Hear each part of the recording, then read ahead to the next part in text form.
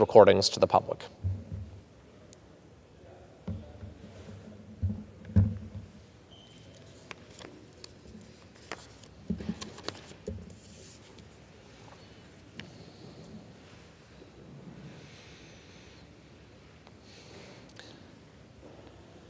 Madam Speaker, following the testimony before our committee, the Transportation and Infrastructure Committee yesterday, by Secretary of Transportation Pete Buttigieg, I am again calling for the Senate to pass legislation that has already passed this House to stop California from banning gas-powered vehicles. California has announced this ban, and now some 18 other states are going along with it, states that have linked their emissions policies to California. And the ban is set to go into effect by 2035. This was done, by the way, simply by regulation, not even by a vote of the legislature. Now, I am all for electronic vehicles. I have many constituents who drive them. However, I think that it should be a matter of choice, that folks should have the opportunity to select what vehicle they want to drive. Now, the interesting thing about yesterday's testimony by Secretary Buttigieg is that he actually agreed with me. He testified several times and confirmed in response to my questioning that he does not favor a ban on gas-powered vehicles. He said that this should be a matter for consumers to choose. So supposedly that would appear to be the same position that I have, that this should be a matter of consumer choice. But then I asked him whether he is against California's attempt to ban gas-powered vehicles. And the Secretary responded, well, no, this is a matter of states' rights. The state should be able to do whatever it wants. Here's the problem.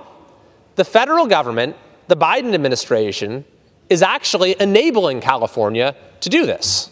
California would not have the ability to ban gas-powered cars if it were not for the Biden administration giving it special authority to do so, giving California a waiver under the Clean Air Act. This is something that California asked the Biden administration for, and the Biden administration granted. So saying that they're just deferring to what the state is doing, that argument has no merit.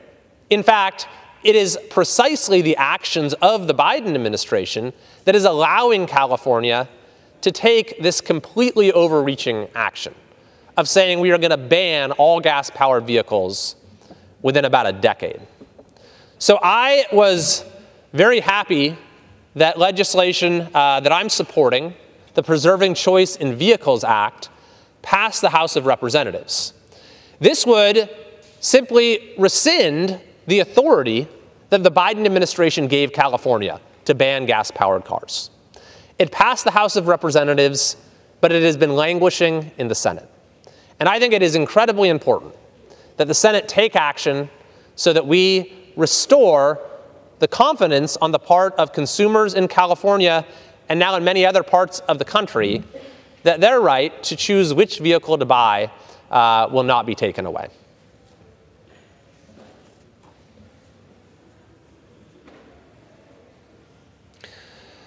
Madam Speaker, following yesterday's testimony by Transportation Secretary Pete Buttigieg, I am again calling for oversight and ideally the end of the high-speed rail project in California.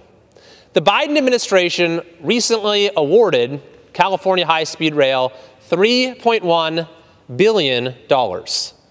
And Secretary Buttigieg stood behind the project in his testimony yesterday.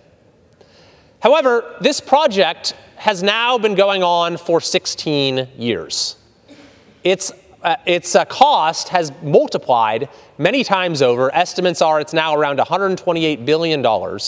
And the LA Times reported that there is a $100 billion funding shortfall, even with the $3.1 billion that the Biden administration provided. Yet nevertheless, despite this enormous increase in cost, and despite the fact that essentially nothing has been built for 16 years, the Biden administration is giving life support for the project in a way that will cause Californians to have to keep paying taxes to support it going forward. And a way as well that takes money away, funding away that could have gone towards maintaining our roads and providing the transportation services that California so desperately needs. So I asked Secretary Buttigieg about a report from the New York Times that the bullet train actually is not even on track to be finished this century. Not on track to be finished this century. And the secretary disagreed with the New York Times. He said it will be finished this century. In fact, he said it will be finished by 2050, by mid-century, although he would not provide any further estimate, other than to say that it should be completed within the next 26 years. However, if you look at people who have been directly involved in the project, they say it's not going to be finished at all. Michael Tenenbaum, who was the first leader of the High-Speed Rail Authority, said this. He said, "I realized the system didn't work. I don't know how they can build it now." Dan Richard, who was also chairman of the High-Speed Rail Authority, in fact, the longest-serving chairman, says, "I don't think it is an existing project. It is a loser." Rich Tolmack, who is head of the nonprofit California Rail Foundation, says, "It will never be operable." So why is the Biden administration giving it $3.1 billion? And why is a project that has a $100 billion funding shortfall allowed to continue? The reality is that high-speed trains have been built in many parts of the world. And folks who travel abroad in America, they see it work. Indeed, one of the first operators of the High-Speed Rail Authority worked on it here in California for several years, and then said, "We're out. Enough is enough." They left. They said it's too politically dysfunctional here. So they decided to go to North Africa, where they said it was less politically dysfunctional. And they indeed did bring a high-speed rail train online in Morocco in 2018. So this project has failed not because of the limits of the technology, or even necessarily because of a lack of demand. It has failed because of political failures. And at this point, our state would be much better served if we stopped throwing good money after bad. And so I'm fortunate, I'm glad to see that the Transportation Committee, led by Chairman Graves, has opened up an investigation into the High-Speed Rail Authority.